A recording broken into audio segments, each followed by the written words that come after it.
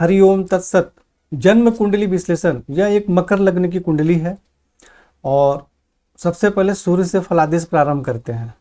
और सबसे मुख्य बात कि लग्न कुंडली और चलित कुंडली दोनों के अनुसार फलादेश देखना चाहिए। और लग्न कुंडली या चलित कुंडली दोनों में कहीं भी परेशानी का योग है तो हमें उसका उपाय अवश्य ही करना चाहिए।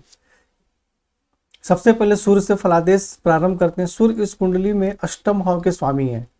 किसी भी कुंडली में अष्टम भाव के स्वामी को अकारक माना जाता है, लेकिन सूर्य एवं चंद्रमा यदि अष्टम भाव के स्वामी होते हैं तो उनको अकारक या मारक इत्यादि नहीं माना जाता है।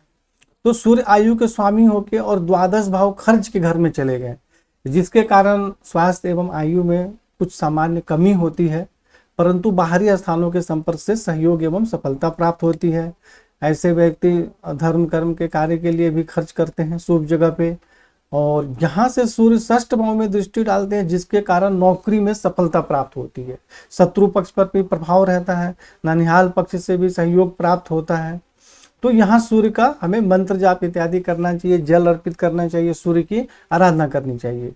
चंद्रमा इस कुंडली में सप्तम भाव के स्वामी हैं, यानी वैवाहिक जीवन के पति पत्नी के स्वामी हैं और दसम भाव में विराजमान है।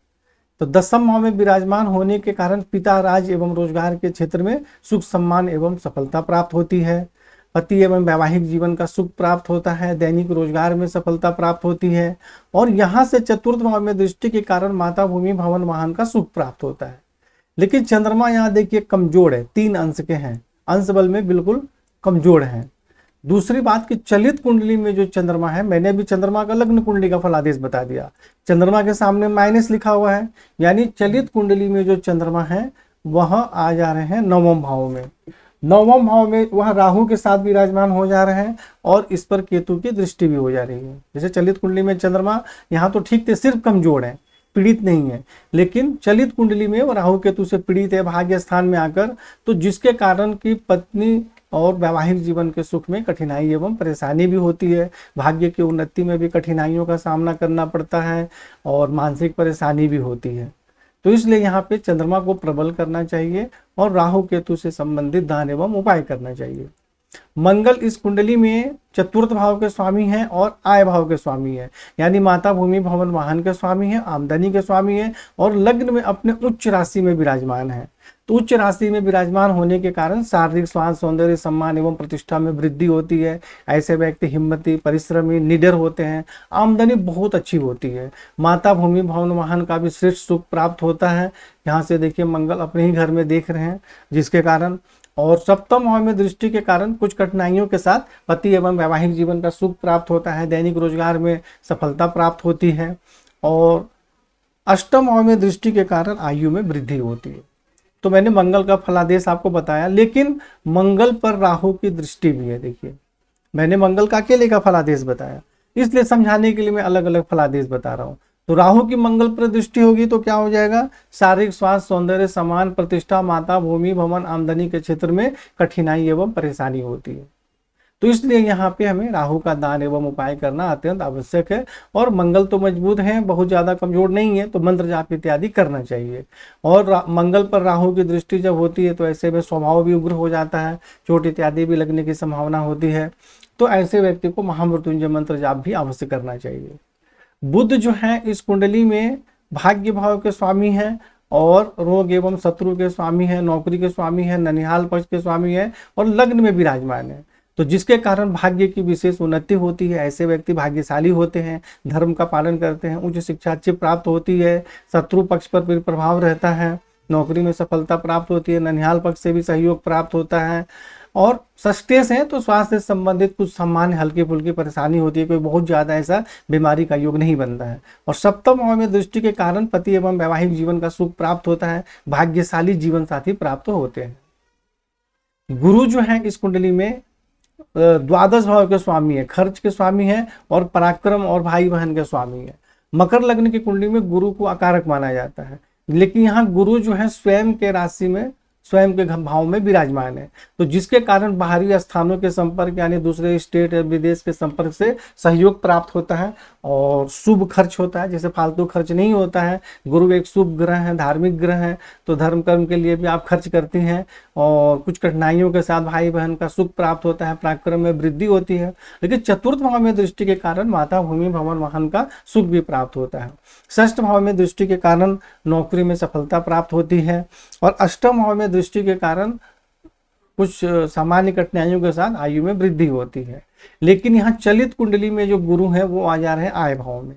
तो खर्च के स्वामी अगर आय भाव में हो जाएंगे तो क्या हो जाएगा, आमदनी से खर्च ज्यादा होगा, लेकिन बाहरी स्थानों के संपर्क से आमदनी के भी योग बनेंगे। तो यहाँ गुरु का आपको न मंत्र जाप करना है न प्रबल करना है, गुरु से संबंधित आपको जो उपाय बताए गए हैं सिर्फ वही उपाय करना है। मतलब गुरु को प्रबल नहीं करना है, यहाँ पर गुरु से संबंधित दान उपाय ही किया जाएगा। हालांकि गुरु फलादेश में किसी प्रकार की कोई बहुत परेशानी का योग नहीं बना रहे, कोई जरूरी नहीं है कि अकारक ग्रह है तो परेशानी ही योग बनाएंगे। शुक्र जो है वह इस कुंडली में पंचम भाव के स्वामी है, विद्या बुद्धि संतान के स्वामी है और पिता राज्य रोजगार के स्वामी है और केंद्र और त्रिकोण के स्वामी है। यानी कि जो शुक्र है वह राजयोग कारक ग्रह है इस कुंडली में, और शुक्र द्वितीय भाव में विराजमान है और वह भी लग्नेश के साथ, शनि के साथ, धनेश के साथ विराजमान है। तो यह बहुत अच्छा योग है। तो धन एवं कुटुंब का श्रेष्ठ सुख प्राप्त होता है, धन का संग्रह होता है, ऐसे व्यक्ति को जीवन में धन की कमी नहीं होती है। विद्या बुद्धि संतान का सुख प्राप्त होता है, पिता राज रोजगार के क्षेत्र में सुख सम्मान एवं सफलता प्राप्त होती है और अष्टम भाव में दृष्टि के कारण आयु में भी वृद्धि होती है। परंतु शुक्र देखिए कमजोर है, 5 अंश के, राजयोग कारक तो हैं लेकिन वह कमजोर है, बैठे भी सही जगह पर है। और चलित कुंडली में शुक्र कहाँ आ जा रहे हैं, यहाँ आ जा रहे हैं, लग्न में आ जा रहे हैं। देखिए तो लग्न में आ जा रहे हैं तो यहाँ भी अच्छा योग बनेगा। शारीरिक स्वास्थ्य, सौंदर्य, सम्मान, प्रतिष्ठा में वृद्धि होती है। विद्या बुद्धि संतान और पिता राज रोजगार के क्षेत्र में सुख सम्मान एवं सफलता प्राप्त होती है। सप्तम भाव में दृष्टि के कारण पति एवं वैवाहिक जीवन का श्रेष्ठ सुख प्राप्त होता है। तो यहाँ भी शुक्र जो है दोनों ही जगह अच्छा फल दे रहे हैं, लेकिन सिर्फ कमजोर है, तो हमें इसको प्रबल करना है। शनि जो है इस कुंडली में लग्नेश है और द्वितीय भी है, धन एवं कुटुंब के स्वामी और खुद के ही घर में बैठे हुए हैं शनि। तो यहाँ विराजमान होने के कारण धन एवं कुटुंब का श्रेष्ठ सुख प्राप्त होता है, धन का संग्रह होता है, ऐसे व्यक्ति को जीवन में धन की कमी नहीं होती है और शारीरिक स्वास्थ्य, सौंदर्य, सम्मान, प्रतिष्ठा में वृद्धि होती है। और चतुर्थ भाव में दृष्टि के कारण कुछ कठिनाइयों के साथ माता, भूमि, भवन, वाहन का सुख प्राप्त होता है।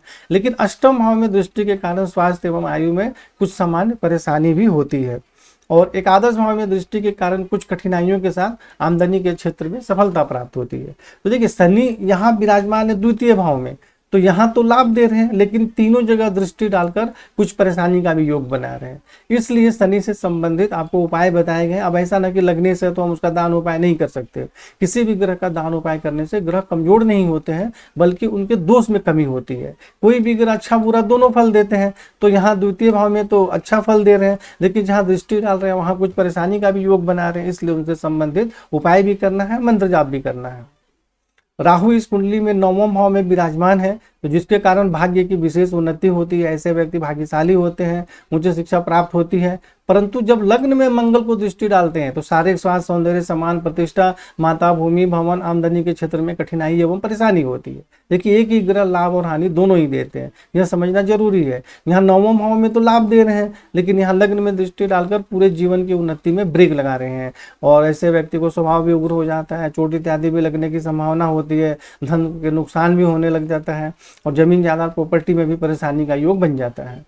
और तृतीय भाव में दृष्टि के कारण पराक्रम में तो वृद्धि होती है। ऐसे व्यक्ति हिम्मती परिश्रमी होते हैं, लेकिन भाई बहन से कुछ परेशानी भी हो जाती है।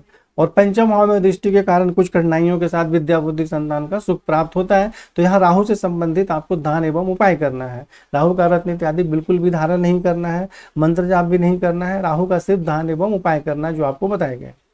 केतु तृतीय भाव में विराजमान है, जिसके कारण पराक्रम में वृद्धि होती है। ऐसे व्यक्ति हिम्मती परिश्रमी निडर होते हैं, भाई बहन का सुख प्राप्त होता है। लेकिन सप्तम भाव में दृष्टि के कारण पति एवं वैवाहिक जीवन के सुख में कठिनाई एवं परेशानी होती है, मतभेद भी हो जाता है और यूरिन से संबंधित बीमारी होने की भी संभावना रहती है।